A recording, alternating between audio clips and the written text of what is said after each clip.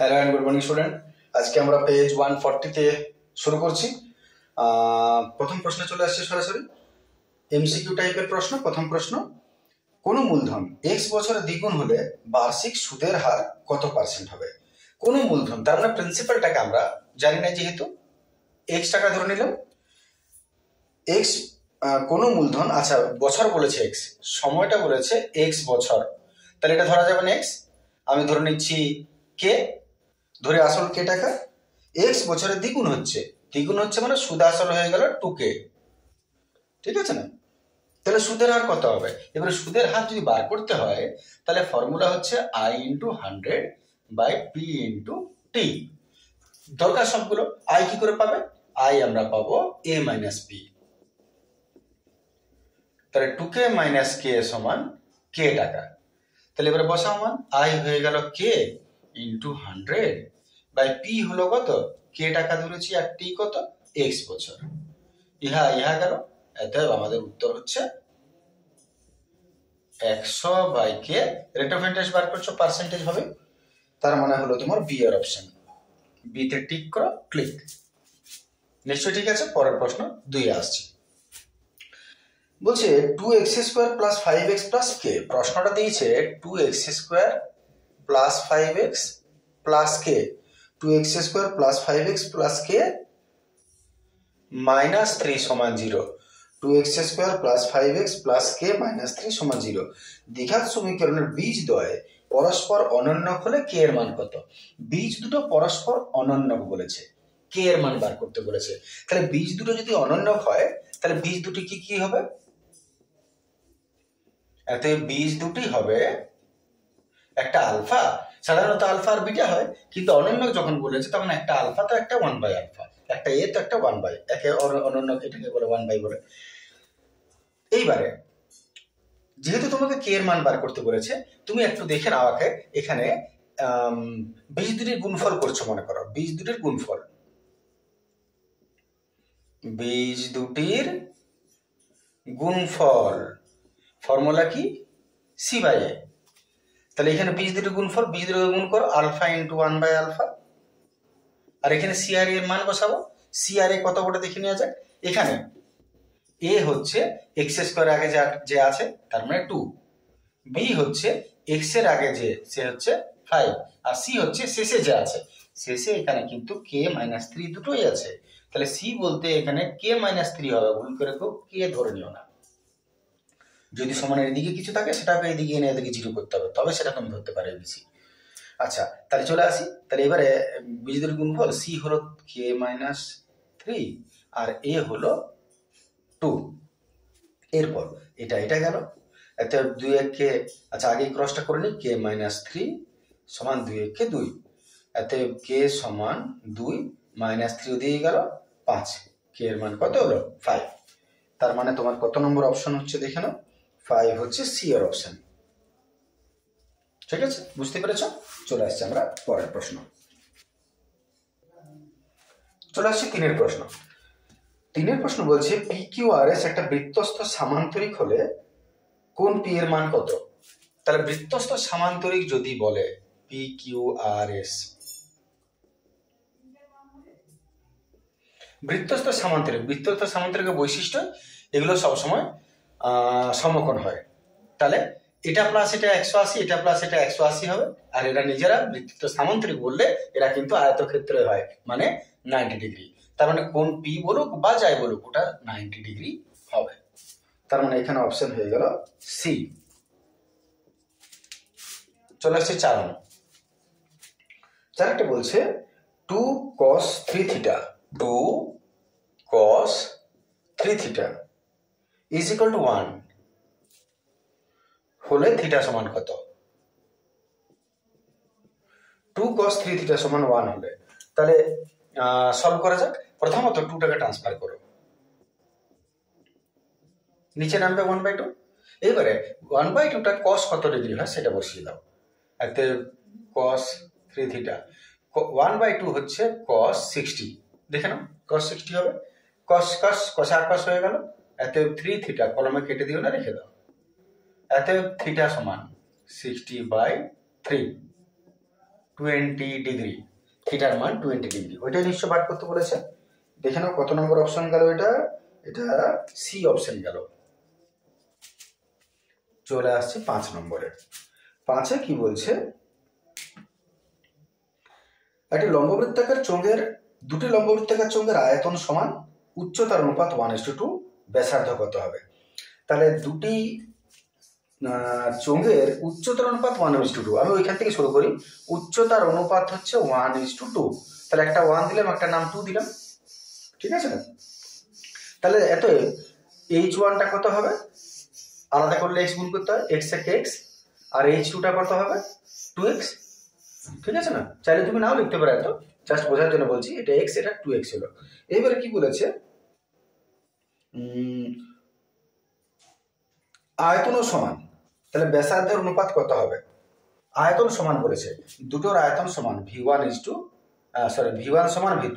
আচ্ছা, চোঙের আয়তনের ফর্মুলা পাই আর স্কোয়ার এইচ সমান পাই আর স্কোয়ার এইচ। এবার মানগুলো একটু বসানো যাক। পাই পাই তো চলে যাবে, এটা নাম অন্য দিক, নাহলে আবার ভুলে যেতে পারো। আচ্ছা, নিশ্চয় দেখতে পাওয়া যাচ্ছে, নিশ্চয় পরিষ্কার হবে। এতে আর1 তো জানো না কত আছে, রেখে দাও। h1 এর মানটা জানো x, আর 2 স্কোয়ারটাও জানো না, রেখে দাও। h2 জানো 2x, তাহলে x গেল। এত কি পড়ে রইল দেখো, r1, আমি একটু লিখছি এখানে পরিষ্কার ভাবে, r1 স্কোয়ার সমান r2 স্কোয়ার ইন্টু 2 পড়ে আছে। আচ্ছা, অনুপাত বার করতে বলেছে। অনুপাত করতে গেলে কি করতে হয়? সহগ বিচ্ছিন্ন করতে হয়।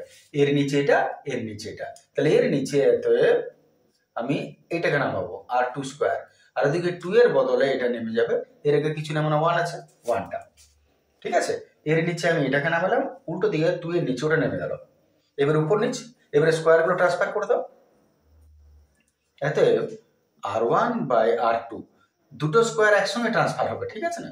তাহলে 2/1 এর রুট হয়ে যাবে, এদিকে স্কোয়ার দুটো ট্রান্সফার রুট, তার মানে এত r1:r2 হবে। এটা তো √2 হয়ে যাবে, আর এটা 1 এর বর্গমূল কত হবে? √2:1, √2:1 হবে r1:r2 ব্যাসার্ধের অনুপাত। প্রশ্ন কি বলেছে দেখো, ডি এর অপশনটা হবে √2:1, অপশন ডি, ঠিক আছে? চলে আসছে পরের প্রশ্ন। চলে আসছে আমরা 6 প্রশ্ন। 6 প্রশ্নতে এই মানগুলো দিয়ে দিয়েছে এবং বলেছে যে এই মানগুলোর মধ্যে যদি মধ্যমা এই 35টা যদি না থাকতো, 35টা যদি অ্যাবসেন্ট থাকে, তাহলে মধ্যমা কতটা বাড়বে? তাহলে তোমাকে দেখতে হবে এটা থাকলে মধ্যমা কত হচ্ছে আর এটা না থাকলে মধ্যমা কত হচ্ছে, বিয়োগ করে দিলে কতটা বাড়বে। তাহলে আমি একবার দেখে নিই কটা সংখ্যা আছে, 1 2 3 4 5 6 7, n হচ্ছে 7, তার মানে এটা কি বলে? অযুগ্ম। অযুগ্ম যদি হয় তাহলে তার ফর্মুলা কি? মধ্যমার ফর্মুলা n + 1/2, n হয়ে গেল 7 + 1/2, 8/2, 4, 4 মানে কি? 4তম মান, তার মানে 1 2 3 4, 36। এত মধ্যমা 36। আচ্ছা, যদি এ না থাকে তখন n কত হচ্ছে? একে আমি বাদ দিলাম দ্বিতীয় ক্ষেত্রে, 1 2 3 4 5 6, n হলো 6, তার মানে কি বলে? এটা যুগ্ম। এবারে যুগ্ম যদি হয় তাহলে মধ্যমার ফর্মুলা কি হবে? Half into n/2 plus n/2 plus 1। তাহলে এটা হয়ে গেল তোমার 6/2 মানে 3, আর এটা হলো 6/2। অসুবিধা কারণ যদি বুঝতে হয়, 6/2, এটা 6/2 প্লাস 1, তাহলে এটা হচ্ছে 3, আর এটা 3 + 1 মানে 4তম পদ। তার মানে হলো তোমার 3 এর মানে 1 2, এটা তো থাকছে না, 1 2 3 মানে 36, আর 4 হয়ে গেল এটা। 7 6 13 3 হাত 7 6 13 3 হাত 4 5 6 7। তাহলে এটাকে যদি 73কে 2 আমরা ভাগ করি, 36 দুগুণে 72, 36.5 হচ্ছে। তাহলে কত বৃদ্ধি পাচ্ছে দেখো, 36 থেকে 36.5, এত মধ্যমা বৃদ্ধি পাবে। এত তো তোমাকে লিখতে হচ্ছে না পরীক্ষার সময়, তুমি তো রাফ করবে 0.5। 36 থেকে 0.5 বাদ দাও 0.5, তার মানে অপশন হলো তোমার ডেটটা। দেখে নাও, চলে আসছে আমরা পরের প্রশ্ন।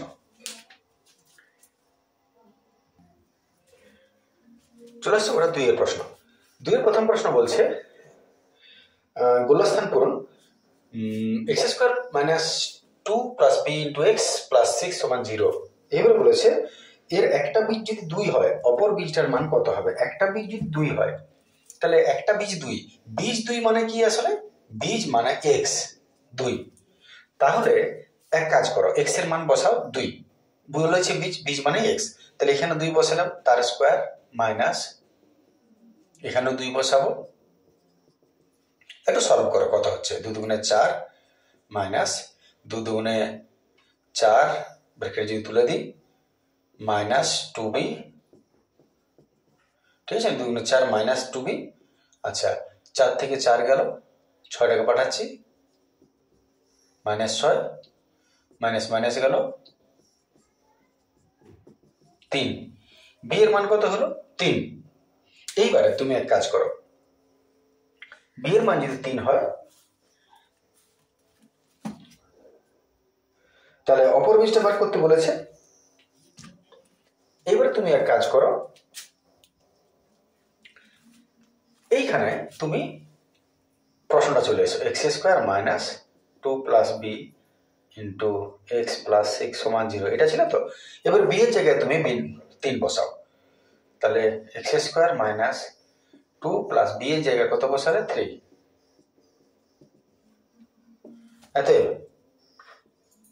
মধ্যসা করো 2x মাইনাস 3x প্লাস 6 সমান 0, x minus 2 x minus 2 x minus 2 into এত x মাইনাস 2 সমানও 0 হয়, জানো নিশ্চয়। এত x এর 2 x এর মান 3। তাহলে লক্ষ্য করো x এর দুটো বীজ, বীজ দুটো, সমীকরণটা দুটো বীজ, একটা হচ্ছে 2 একটা হচ্ছে 3। তাহলে 2 তো একটা পেজ বলেই ছিল, এইবারে যেটা বলেছে বলে না সেটা কত, তাহলে 3, শূন্যস্থানে একটা হবে 3। চলে আসছে পরের প্রশ্ন।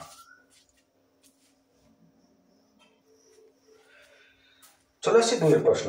প্রশ্ন বলছে 3 জনের একটা যৌথ ব্যবসায় লগ্নিকৃত মূলধন অনুপাত 3:4:6, আর ব্যবসা থেকে প্রাপ্ত লাভের অনুপাত 3:2:9, তাহলে সময়ের অনুপাত কত হবে। আমি যদি প্রশ্নটা দেখি, মূলধন অনুপাত বলেছে,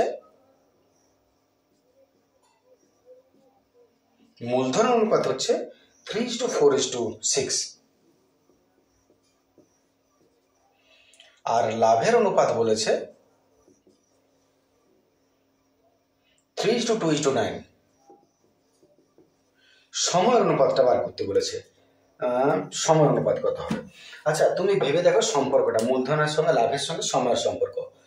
সম্পর্কটা হচ্ছে এরকম, মনে করো তুমি 200 টাকা 4 মাসের জন্য রাখলে, ও 300 টাকা 6 মাসের জন্য রাখলো, বছরের শেষে এত লাভ হলো, কত ভাগ পাবে। তুমি কেমন করো, যদি ও 300 টাকা 2 মাসের জন্য রেখেছে তাহলে ওর মূলধন হলো 300 গুণিত 2, এই যদি 6 মাসের জন্য 300 টাকা রেখেছি তাহলে 300 গুণিত 6, এই করে অনুপাত করে আনুপাতিক সমষ্টি করে মোট লাভ দিয়ে ভাগ করে দাও, ঠিক আছে না। আসলে সম্পর্কটা কি হচ্ছে, সম্পর্কটা হচ্ছে মূলধনের সঙ্গে সময়টার গুণ করতে হয় এবং তার থেকে আমাদের লাভ বেরোয়। তাহলে যদি তোমার লাভ দিয়েছে মূলধন দিয়েছে তাহলে তার উল্টো করতে হবে, মানে তোমাকে ভাগে যেতে হবে। তাহলে এত সময়ের অনুপাত যেটা হবে, সময়ের অনুপাতটা উল্টো করতে হবে। মূলধনের সঙ্গে সময় গুণ করলে লাভের অনুপাত হয়, তাহলে লাভের সঙ্গে মূলধনটাকে বিয়োগ করো, ভাগ করো, সরি গুণ হলে হয় ভাগ করো। তাহলে ভাগ মানে এটা বড় লাভটা, এটা বাই এটা ইজ টু, এটা বাই এটা ইজ টু, এটা বাই এটা, সলভ করো যা হবে এটা উত্তর। 3 3 গেল, এটা 1 1/2, 3 3 কেন 3 দুগুণে 6, নিচে ভগ্নাংশ রাখা চলে না, সবার সঙ্গে 2 গুণ করো, এর সঙ্গ এর সঙ্গ এর সঙ্গ, 2 এর কে 2, 2 2 গেল 1, 2 2 গেল 3, এতে সময়ের অনুপাত হবে 2:1:3। ঠিক আছে, চলে আসছে আমার 3 এর প্রশ্ন। 3 এর প্রশ্ন কি বলছে, এবিসি ত্রিভুজের পরিকেন্দ্র ও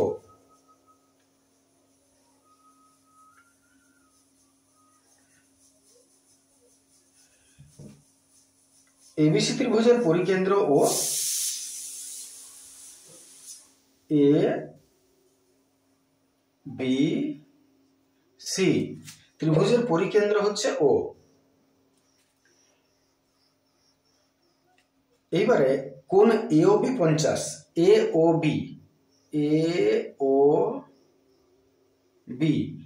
বি এইটা হচ্ছে 50। তাহলে এসিবি এর মান কত? এসিবি এর মান কত হবে? এও যদি 50 হয় তাহলে এসিবি কত হবে? তুমি কিভাবে এটাকে নির্ণয় করবে? এটা তাহলে আমাদের একই বৃত্তচাপের উপর অবস্থিত কেন্দ্রস্থ কোণ আর পরিধিস্থ কোণ বোঝাচ্ছে। তাহলে একই বৃত্তচাপের উপর অবস্থিত যদি কেন্দ্রস্থ কোণ পরিধিস্থ কোণ হয় তাহলে কেন্দ্রস্থ কোণটা সবসময় পরিধিস্থ কোণের দ্বিগুণ হয়। তাহলে কেন্দ্রস্থ কোণ যদি 50 হয়, পরিধিস্থ কোণ যেহেতু এটা, তাহলে কোণ এসিবি হাফ অফ বৃত্তস্থ কোণ এ ও বি হবে। তার মানে হচ্ছে 25 ডিগ্রি। চলে আসছে চারের প্রশ্ন। চারের প্রশ্ন দেখো কি বলেছে।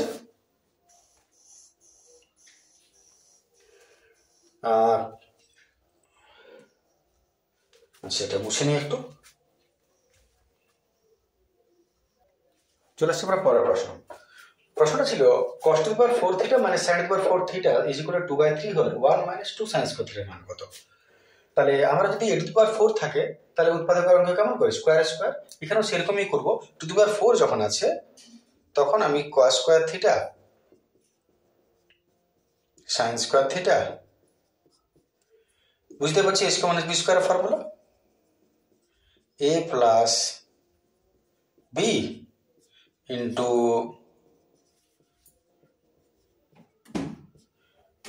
ডিজাইন করে লিখেছিলাম a মাইনাস b লিখতে পারি a square - b square, a plus b into minus b। এবারে sin square theta plus cos square theta 1 হয়ে যায়, আর বাকি আছে তোমার হাতে এটা।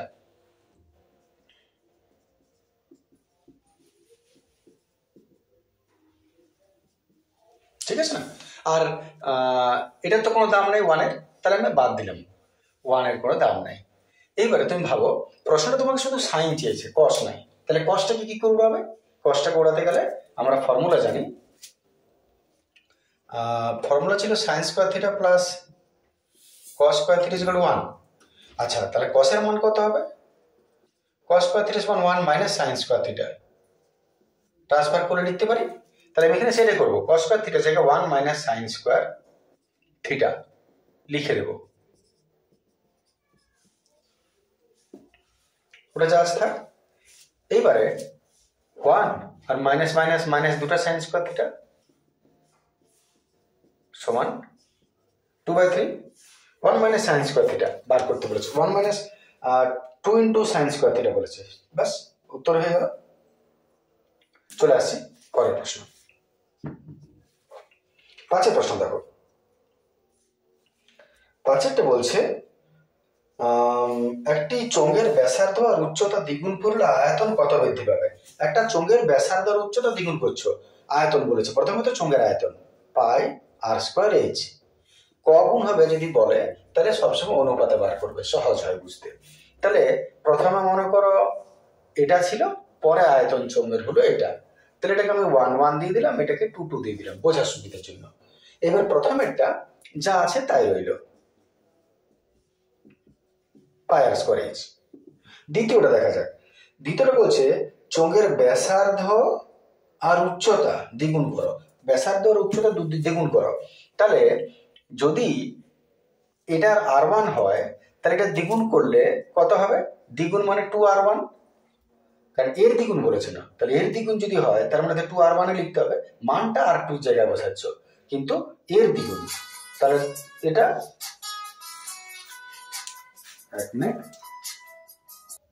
তাহলে আমরা যেখানে ছিলাম ব্যাসার্ধ দ্বিগুণ হবে, উচ্চতা দ্বিগুণ হবে, তাহলে h1টা এটা কত হবে? 2h1 দ্বিগুণ। এইবারে দেখা যাক কত হচ্ছে। Pi r1 square into h1 is two pi 2 × 4 r1 square into 2h। কাটো পাইও r স্কোয়ার h1 এখানে আছে 1 আর এখানে আছে 4 দুগুণে 8, 1:8, তার মানে এই যদি 1 ও 8, তার মানে ক গুণ হচ্ছে? এত 8 গুণ। উত্তর হচ্ছে এটা। দেখে নাও। চলে আসছি পরের প্রশ্ন। চলে আসছে 6 প্রশ্ন। 6 প্রশ্ন হচ্ছে বৃহত্তর ক্ষুদ্রত সূচক ওজাইভের কেন্দ্রবিন্দুর ভুজকে কি বলে?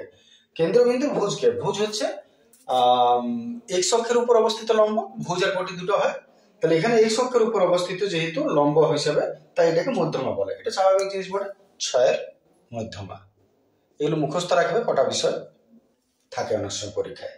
চলে আসছে আমরা 3 প্রশ্ন। 3 প্রশ্ন। 3 প্রথম প্রশ্ন বলছে একটি দ্রব্যের বর্তমান মূল্য 100 টাকা, দ্রব্যটার মূল্য প্রতি বছর 10% হ্রাস পায়, 2 বছর পর দ্রব্যটার মূল্য হবে 81 টাকা। উত্তরটা এখন দেখবো না, আমরা সলভ করব। বর্তমান মূল্য 100 টাকা, বর্তমান মূল্য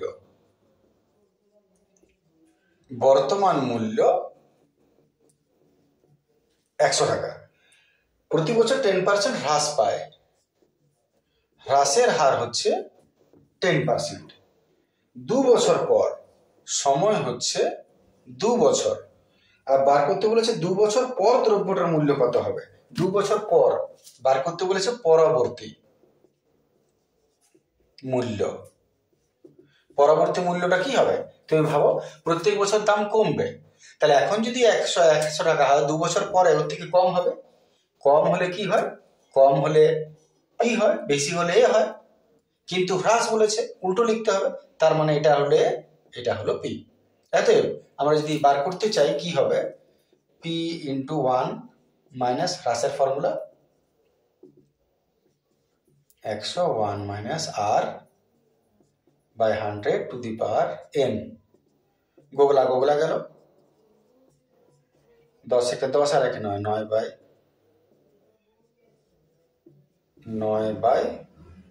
81 বাই 100, 81 টাকা হবে। ঠিক আছে, এটা হবে 81 টাকা। 2 নম্বরে আসছে। 2 নম্বর প্রশ্ন দেখো, বলছে যদি, আচ্ছা এটার জন্য জায়গা দরকার হবে, একটু মুছে নিই, প্রশ্নটা লিখে নিই। চলে আসছে আমরা 2 প্রশ্ন। 2 প্রশ্ন বলেছে যদি a minus B varices 1/c, এই তিনটা দিয়েছে, আর তোমাকে বলেছে প্রশ্নটা যে তাহলে ভেদ ধ্রুবক তিনটির যোগফল কত। ভেদ ধ্রুবক তিনটার যোগফল 1 হবে বলেছে প্রশ্নটায়, 1। দেখা যাক 1 হবে কিনা। প্রথমত ভেদ ধ্রুবক বার করা যাক কত, তাহলে a মাইনাস বি ভ্যারাইসিসকে সমান k1 দিলাম ইন্টু 1/c, তেমনি এটাকেও যদি আমরা ভ্যারাইসিস তুলে দেই b মাইনাস সি সমান k2 ইন্টু 1 মাইনাস এ, আর এটা c মাইনাস এ সমান k3 ইন্টু 1/b। ঠিক আছে, এখান থেকে তুমি তিনটার মান বার করো না, k1 সমান কত হবে, সিটা ক্রস হয়ে যাবে, ac মাইনাস bc, k1 একে k1, c এর সঙ্গে গুণ হয়ে যাবে এটা, তার মানে এখানেও ab মাইনাস ac সমান k2 একে k2, আর এটা হয়ে গেল b এর সঙ্গে গুণ, bc মাইনাস ab সমান k3 একে k3। কোনটা ধ্রুবক তিনটা, k1 k2 k3। প্রশ্ন বলেছে ভেদ ধ্রুবক তিনটার সমষ্টি কত হবে। ভেদ ধ্রুবক তিনটার যোগফল হবে 1। দেখা যাক, যোগ করি, তাহলে আমি এটাকে 1 নম্বর, এটাকে 2 নম্বর, এটাকে 3 নম্বর ভাবলাম। যোগ যদি করো k1 plus k2 plus k3, তাহলে এটা প্লাস এটা প্লাস এটা হবে। দেখা যাক,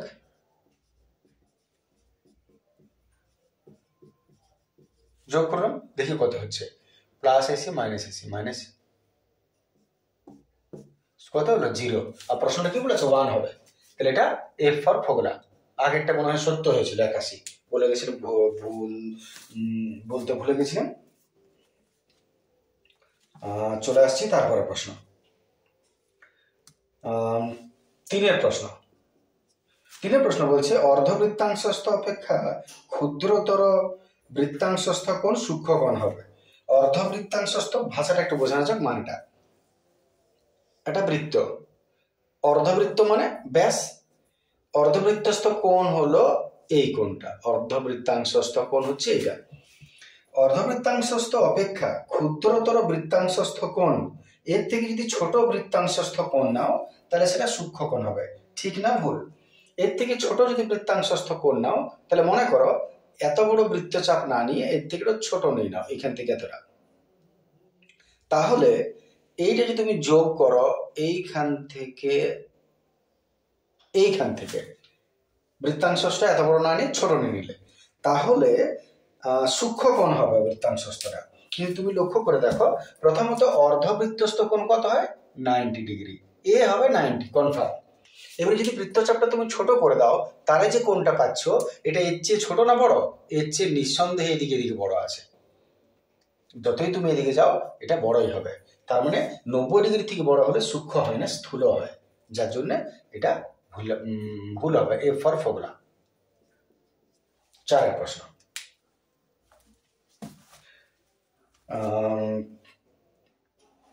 চার প্রশ্ন বলছে sin two the power 5 sin square 5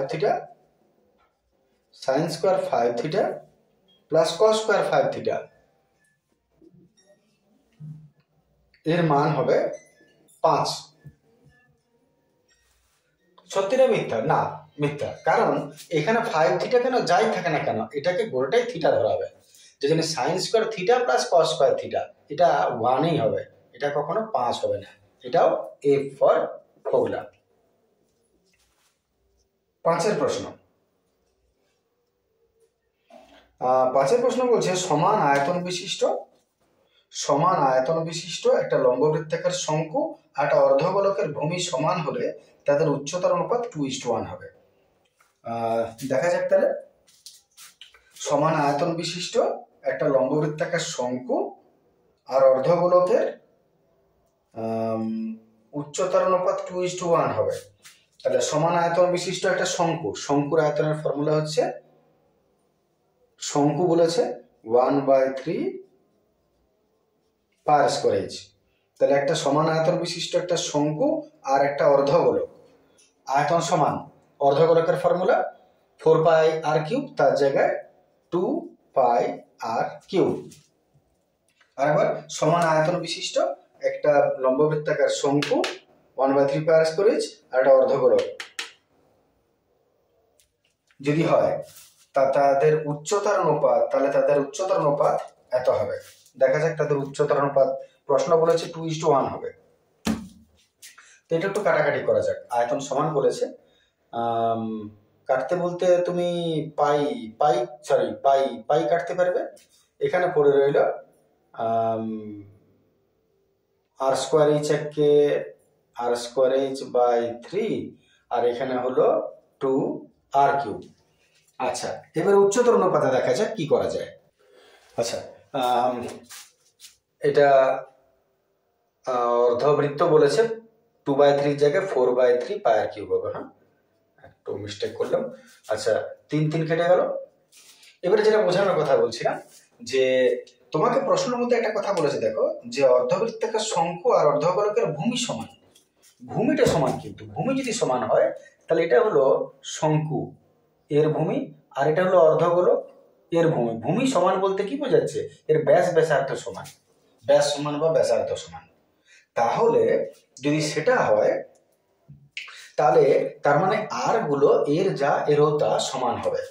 তাহলে আমি এক কাজ করতে পারি, আর যখন সমান তাহলে এই দুটো আর এর সঙ্গে এর 3টা আর মানে 2টা কেটে দিলাম, ঠিক আছে না? পরে রইল এখানে এইচ আর এখানে 2r। দেখে নাও, এইচ আর 2r। এবারে উচ্চতার অনুপাত বলেছে, কিন্তু গোলকের তো উচ্চতা হয় না, কিন্তু উচ্চতা হয়। উচ্চতা বলতে এইখান থেকে এতটা বোঝাবে। এখন এইটা কি বটে ভেবে দেখো, আর পূর্ণ গোলক হলে উচ্চতা এইখান থেকে এতটা বোঝাতো, কিন্তু অর্ধগোলক যদি হয় তাহলে উচ্চতা মানে ওর ব্যাসার্ধ, তাই না? উচ্চতা মানে ব্যাসার্ধ। তাহলে দুটো ঘনবস্তুর উচ্চতার অনুপাত যদি বলে, এর উচ্চতা তো পরিষ্কার এইচ আর এর উচ্চতা মানে কত আর, তাহলে এইচ আর এর অনুপাত বার করো। তাহলে এত অনুভাগ বিচ্ছিন্ন করি, এইচ সমান 2r আছে, এত এইচ এর নিচে আরটাকে নামাও, তাহলে 2 এর নিচে এদিকে আগে কিছু নাই মানে 1 যাবে, এইচ এর নিচে আর নামা আনবো, সহগ বিচ্ছিন্ন 2 এর নিচে 1, তাহলে এইচ বাই আর মানে কি এইচ ইজ টু আর সমান 2:1। এটা এর উচ্চতা আর এটা এর উচ্চতা, তার মানে উত্তরটা কত হবে 2:1। আর প্রশ্নটা তাই বলেছে, তার মানে এটা টি ফর টাকলু। চলে আসছে আমরা তারপরে প্রশ্ন, চলে আসছে 3-এর শেষ প্রশ্ন, সেটা হচ্ছে 6-এর প্রশ্ন। সহজ প্রশ্ন বটে, x1 x2 x3 2 থেকে x n সংখ্যক n সংখ্যার গড় x বার যদি হয়, তাহলে kx1 kx2 kx3 থেকে kxn k plus xn sorry এর গড় k প্লাস x বার হবে। দেখা যাক ঠিক কি ভুল। প্রথমত একটা জিনিস তুমি ভাবো যে এত সংখ্যার গড় এত, এটা কি বোঝায়? মনে করো আমি একটা সাপোজ উদাহরণ দিই, 2 3 4 5 এর গড় কত? তুমি কি করবে, এটা প্লাস এটা প্লাস এটা প্লাস এটা বাই 1 2 3 4 যটা সংখ্যা তত দিয়ে ভাগ করবে, এটাই হবে এর গড়, যতই হোক তার গড়। আচ্ছা এবার এখানে এসো, এত এত এত এত n সংখ্যা, এবার মাঝে ডট ডট আছে মানে কি মাঝখানে আরো অনেক কিছু আছে, কিন্তু কটা বটে 1 2 3 4 করে কটা সংখ্যা বটে n সংখ্যা, যেমন কটা সংখ্যা বটে 4টা, বুঝবে? তাহলে এর যদি গড় বার করতে বলে, এটা দেখার দরকার নেই, এর যদি গড় বার করতে বলে তুমি কি লিখবে, x1 plus x2 plus x3 plus dot dot dot করে আপ টু xn যত দূর আছে, বাই কি করবে যটা সংখ্যা তোটা কোটা সংখ্যা, যেহেতু মাঝখানে অসংখ্য বলা যাচ্ছে না, বলেছে n সংখ্যক, তাহলে নিশ্চয়ই বাই n লিখবে, হয়ে গেল, যোগ করে ভাগ সমান গড় পাবো, গড়টা কত বলেছে x বার, তাহলে এর n সংখ্যকের গড় এত, ক্লিয়ার? এত বাই এত n সংখ্যক যেটা সমান x বার। এইবারে তারা বলছে এর গড় এটা হবে, দেখা যাক, তাহলে এটা আমাদের নয়, হ্যাঁ। এবার k প্লাস x1 প্লাস যেমন এটা করেছি তাই করছে, plus k plus x2 plus k plus x3 plus আরো আছে মাঝখানে অনেক k প্লাস xn পর্যন্ত, আর বাই কটা সংখ্যা ওই n সংখ্যক, বাই n দিলাম, কত হচ্ছে দেখা যাক, এটি ওটা সলভ করা যাক। এইবারে কে কটা আছে, 1টা 2টা 3টা 4টা, আর মাঝখানে তো অনেক আছে, আছে কটা টোটাল, আছে কিন্তু n সংখ্যক, তাহলে মনে করো 5 আছে 10টা, তুমি টোটাল কত হচ্ছে 5 গুণিত 2, 5 আছে 10টা, তুমি কি করবে 5 গুণিত 10, তেমনি কে কটা আছে টোটাল করলে কত হবে, কে ইন্টু যটা কি আছে কটা কি আছে n সংখ্যক, তাহলে কে ইন্টু n প্লাস, তাহলে 1টা কে 2টা কে 3টা কে মাঝখানে যত কে সব মিলিয়ে কটা কি হবে n সংখ্যক, তার মানে কে n, আর এগুলো আলাদা যোগ হবে x1 plus x2 plus x3 plus dot dot করে আপ টু xn পর্যন্ত হবে, ঠিক আছে না, বাই তো আছে n। আচ্ছা এইবারে আমরা জানি চাইলে আমরা যেমন a প্লাস বি বাই 2 আছে, তুমি চাইলে a by 2 plus b by 2 লিখতেই তো পারো, লসাগু আলাদা করতে পারো। আমি এখানে আমার একটা মেলাবার জন্য আমি একটু আলাদা করে নিচ্ছি, এটাকে আলাদা করেছি বাকিটা আলাদা করেছি, n বাই n করে দিলাম, আর এই যে x1